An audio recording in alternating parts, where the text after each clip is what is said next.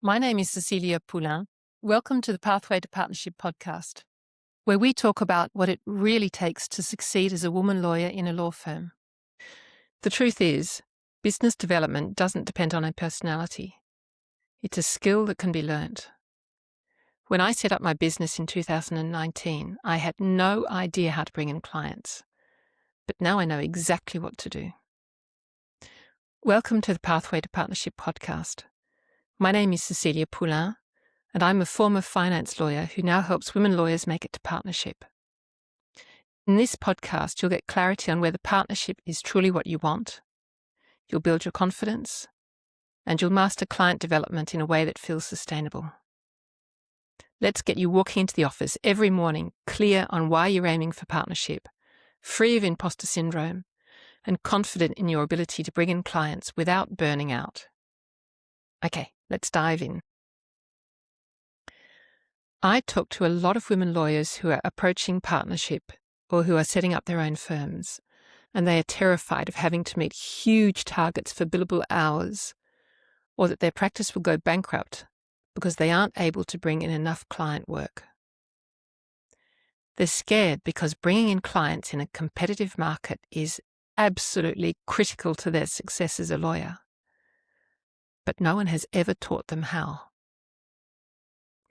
They would absolutely love to know that the clients they love working with keep finding them next week, next month, and next year. They would absolutely love to enjoy business development instead of dreading it. And they would love to frequently feel that fabulous feeling every time a potential client says yes, because they know it only happened because of them. Instead, what they do is they convince themselves that they're no good at business development because they're not outgoing, because they're scared of reaching out, because they don't have the personality of a rainmaker. They know they're good lawyers, but they think business development isn't for them. The truth is, business development doesn't depend on our personality. It's a skill that can be learned. When I set up my business in 2019, I had no idea how to bring in clients. But now I know exactly what to do. And if I've learned how, so can you. In this episode, we're going to talk about why, if you want to build a thriving practice, you need to define your ideal clients, you need to know how to draw them into your world, and you need to consistently deepen relationships. That's my model for women lawyers who are looking to bring in clients. Define, draw, deepen. Let's look at define first. Many women lawyers absolutely hate having to define an ideal client. They want to work with everyone, and they believe so strongly that in order to be successful financially, they have to take every client that walks through the door.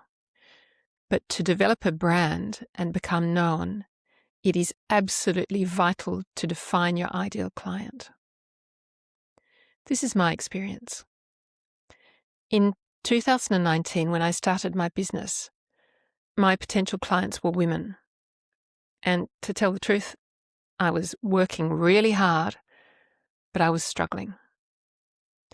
And then in 2021, I narrowed it down to women in law and women in finance because they're two industries I know really well. But I was still struggling.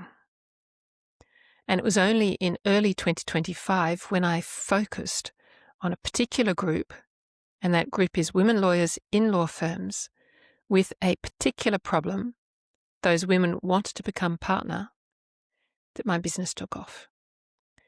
That's the power of defining your ideal client. Now let's look at drawing ideal clients into your world. Now, the word drawing might sound a little bit sinister, but it's really about meeting your ideal clients where they are. I had a client, and she knew exactly who her ideal clients were, but she kept attending conferences for lawyers. But then as we worked together, she realized that lawyers weren't actually a major source of clients for her. So she stopped going to lawyer conferences And she started attending and speaking at conferences where her clients were. And as a result, she had a load more time, she had a load more clients, and she had lots of major files coming to her, even though she wasn't even a partner yet. And sometimes she didn't even know how those clients found her. So that's just an example of how you draw ideal clients into your world, by being where they are. And then the third part of the model is deepen. Once you draw ideal clients into your world, you need to know how to deepen relationships with them. I have a client at the moment, and she has a very simple system. She simply makes sure that every month she touches base with potential or actual clients. Either she sends them an article, an interesting podcast, she invites them to events, she invites them to lunch.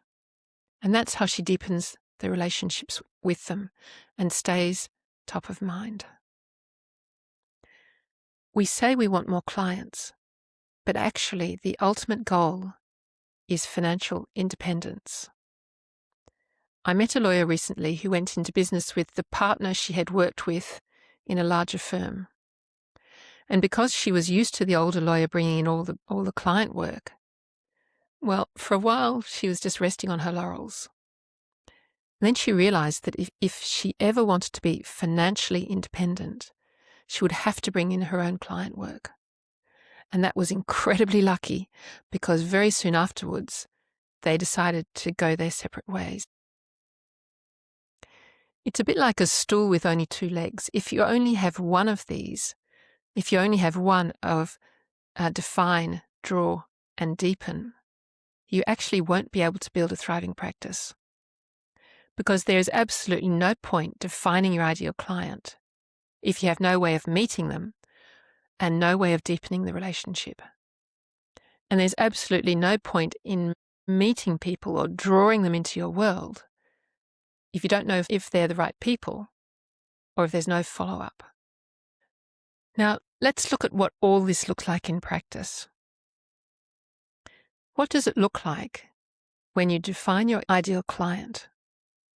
When you are clear about the clients you serve, you can focus your message on what matters to them so they feel seen, heard, and understood. They might even say, "Gosh, you were inside my head." And because I now spend all day, every day talking to women lawyers, I know exactly what's worrying them because that's what they tell me. And I know exactly how they're holding themselves back. And so that means that I know what to offer in terms of programs and events. I know how to speak to them.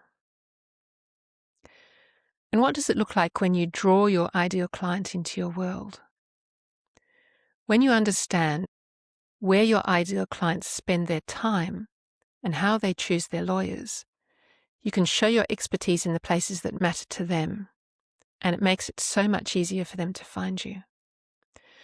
One of my clients realized that she knew exactly which general counsel she needed to target. So instead of doing a whole lot of posting on LinkedIn, she just reached out directly to them.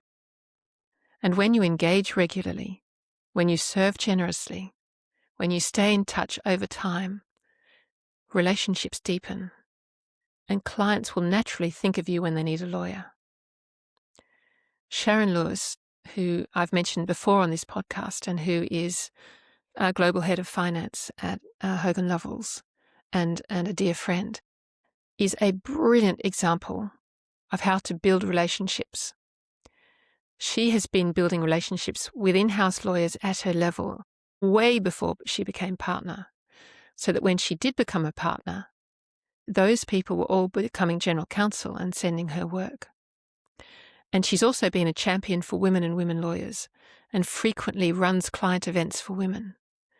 So it's no surprise that every time I see her, she has more than enough work to keep her going. Now, I'd like you to take a moment and to imagine what it would be like to have a fun, repeatable, reliable system for bringing in the clients that you love to work with. I'd love you to imagine just how satisfying that would feel.